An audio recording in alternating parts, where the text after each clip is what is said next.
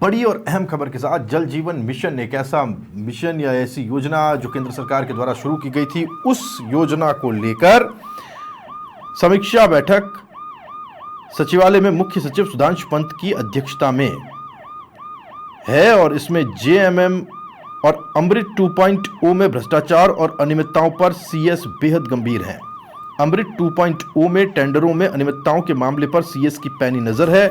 चहेते ठेकेदारों को अमृत 2.0 के टेंडर देने के लिए नियमों में हेराफेरी किस तरीके से हुई थी वो भी सामने है। नियम विरुद्ध 70 की जगह 40% भुगतान की शर्त जोड़ दी गई थी। टेंडरों में हेराफेरी के लिए नियमों के बदलाव की आपत्तियां भी नजरअंदाज की गई। जल जीवन मिशन का बजट मिलने के बाद भी उसका वितरण नहीं किया गया। बजट जारी करने के लिए ठेकेदारों से वसूली की भी शिकायतें मिली। अमृत 2.0 की पूरी प्रक्रिया को लेकर मुख्य सचिव बेहद गंभीर हैं। बजट वितरण के बदले में वसूली की शिकायत पर भी बड़ी कार्रवाई होती नजर आ सकती है। सरकार बजट पावर और अमृत 2.0 के मामले में बड़ा कदम उठा सकती है और भ्रष्टाचार और अनियमितता रोकने के लिए बड़ा बदलाव होता दिखाई दे सकता है। जल जीवन मिशन और अमृत योजना अमृत 2.0 में क्या कुछ हो रहा है, क्या कुछ परिस्थितियां ये किसी से छिपी हुई नहीं है, बिल्कुल ओपन सीक्रेट है, खुला खेल फर्रुखाबादी है, स्थिति बहुत गंभीर है। और अब सीएस चूंकि खुद मॉनिटरिंग कर रहे हैं तो ये माना जा रहा है कि अब डंडा बस चलने को है।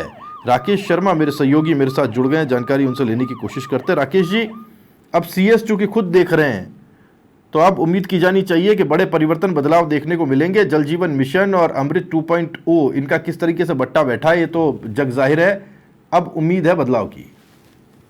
बिल्कुल, देखिए राहुल जी, जिस तरीके से मुख्य सचिव की काम काज की शैली एकदम साफ सुथरी रही है और वो निर्विवाद तरीके से हर योजना को पूरा करना चाहते हैं। क्योंकि पिछली सरकार के कार्यकाल में जल जीवन मिशन योजना बेहद बदनाम हुई है। अब वही लगभग कदम जो जलदाय विभाग के अधिकारी इंजीनियर थे उन्होंने अमृत 2.0 योजना में आगे बढ़ा दिए हैं। यानी जो अमृत 2.0 योजना है इसमें ऐसी शर्तें डाल दी गई हैं कि जो कई फर्में हैं वो बाहर हो जाएंगी और उनसे चहेती हुई फर्में उन्हीं को ये टेंडर आवंटित किए जा रहे हैं।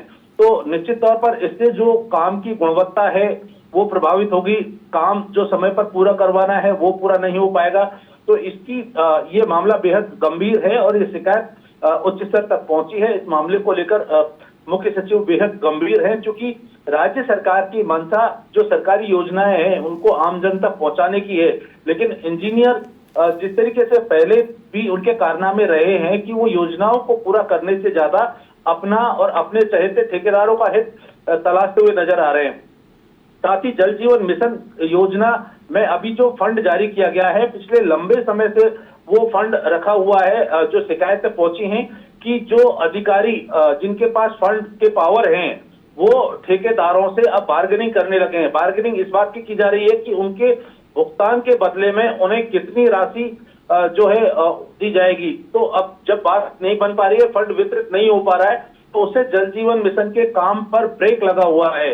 ऐसे में सरकार जो आगामी गर्मियों में लोगों को पानी पिलाने के लिए पैसा खर्च कर रही है, लेकिन अधिकारी और फर्म अपनी मनमानी के कारण इन योजनाओं को पूरा नहीं कर रहे हैं। तो आज समीक्षा बैठक में ये बेहद संवेदनशील और गंभीर मुद्दे हैं जिन पर जो चर्चा हो रही है। संभवतः मुख्य सचिव ऐसे अनियमितता भ्रष्टाचार के मामलों में बड़े बदलाव के संकेत यहाँ दे सकते हैं, क्योंकि काफी पहले इसको लेकर के पहले की मीटिंगों में भी चर्चा हो चुकी है, लेकिन अब मुख्य सचिव खुद कर रहे हैं। तो ये उम्मीद लगाई जा रही है कि इसके बाद इसमें बदलाव निश्चित है, क्योंकि सरकार की नीयत साफ है कि योजनाओं में पारदर्शी तरीके से काम हो और ईमानदारी से काम हो।